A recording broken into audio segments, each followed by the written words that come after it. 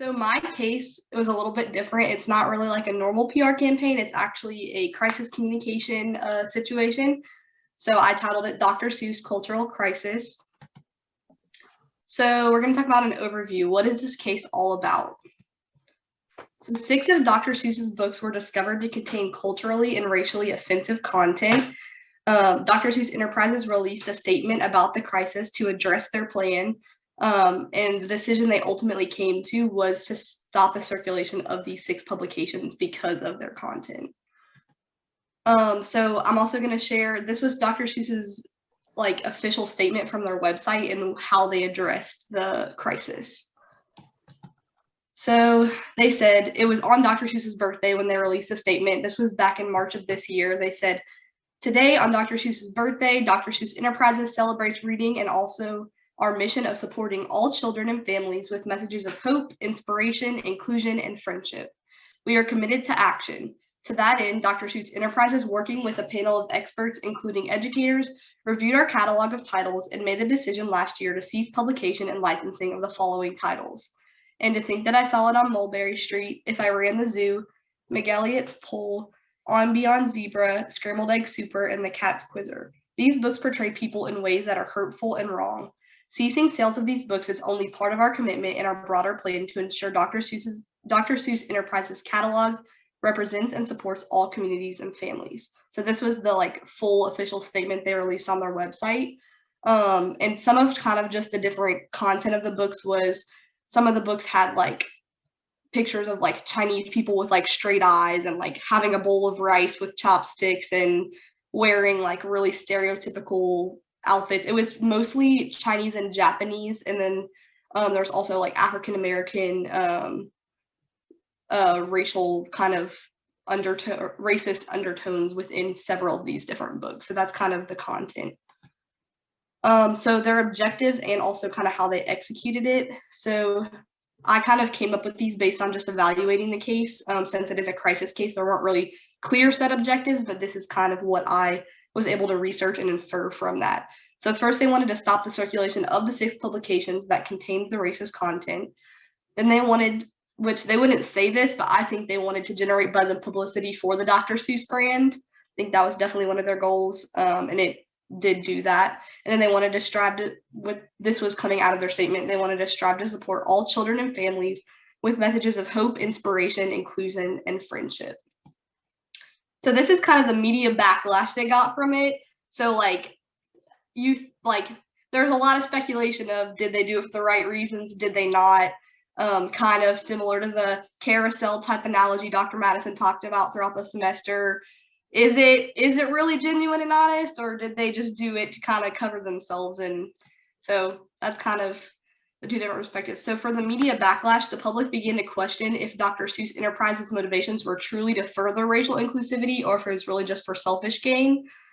So the potential other reasons that I kind of came up with and saw through research, through reading different articles and stuff, was that they just wanted to generate more media buzz for their brand, and their fostering inclusivity kind of motto they were fostering inclusivity by ridding of the books that they were already not being read. So these 6 titles were kind of out of commission already. They were books that really weren't making them a lot of money, not bringing them a lot of revenue. And so they were getting rid of them, which was kind of fostering inclusivity, but they weren't really being hurt by it because these books were kind of out of commission for a long time already before they even stopped the circulation of them. So there were a couple, there was this was the main opinion leader in it that kind of released his statement or his perspective on it. So Republican leader of the United States House of Representatives, Kevin McCarthy, released a YouTube video to make an indirect statement against Dr. Seuss Enterprises' statement. The YouTube video consisted of him reading the book Green Eggs and Ham, and he captioned it, "I still like Dr. Seuss, so I decided to read Green Eggs and Ham if you still like him too." And it was just a video of him reading the book. And so although he didn't directly say I'm not in support of this, obviously this video is kind of an indirect way to do that and accomplish that goal. And a lot of people did come out with backlash of, Dr. Seuss is a classic, I grew up with him, this is part of my childhood, this is historical. like etc. And so there was backlash on that end as well from a few different political, and it was mostly political leaders. I just think it was kind of funny, but anyway. So Professor Andre Williams, I interviewed him since this was like a national case. It was hard to get in contact with somebody to talk directly with them about the case, but he read through the case, read the statement, and gave his perspective. So I just included one of my favorite parts from his quote, or like what I thought brought the most insight. So he responded and he said, "You learn early on in your studies to know your audience, and that effective communication requires you to encode messages that resonate or meet the needs of that particular audience. So for this particular issue, it is important to understand that Dr. Seuss books are written primarily for kids between the ages of 3 and 7. At this particular age, kids do not have the cognitive thinking levels to fully understand or decode most of the messages they receive, which is why we have rating levels and parental guidance warnings on things like movies and music. To this end, the character images that jokingly depict ethnic groups in Dr. Seuss's books cannot be fully understood by kids, and they can ultimately cause backlash of negatively depicted images that further encourage stereotypes or even racist behaviors."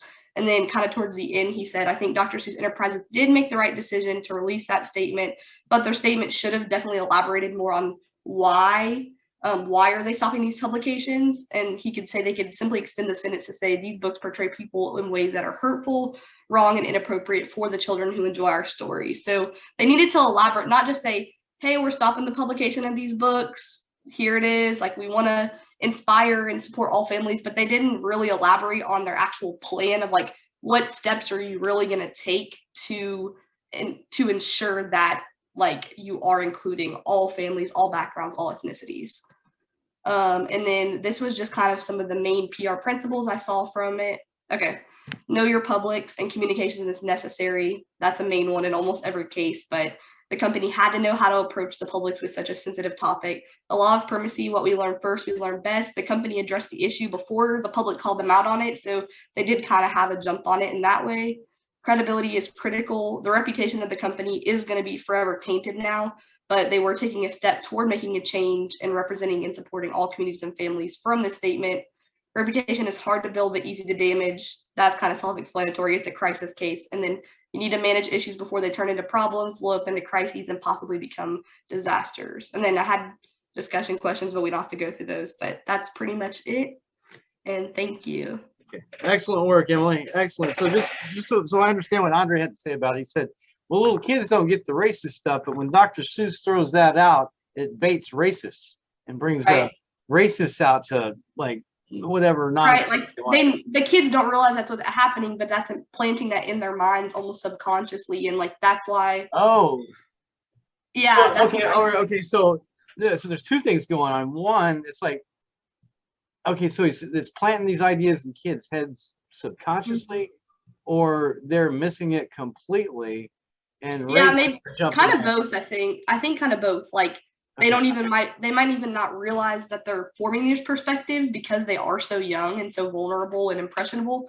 Right. But it is, and then that's kind of like you were saying. That's why we have ratings and parental guidances, because kids aren't going to pick up on those things, and they don't know that they're not supposed to be like that's not okay. So that's kind of was his he said a lot of things, but that was probably like the best thing, or the thing that was most like impactful out of what he said. So that's why I included that quote.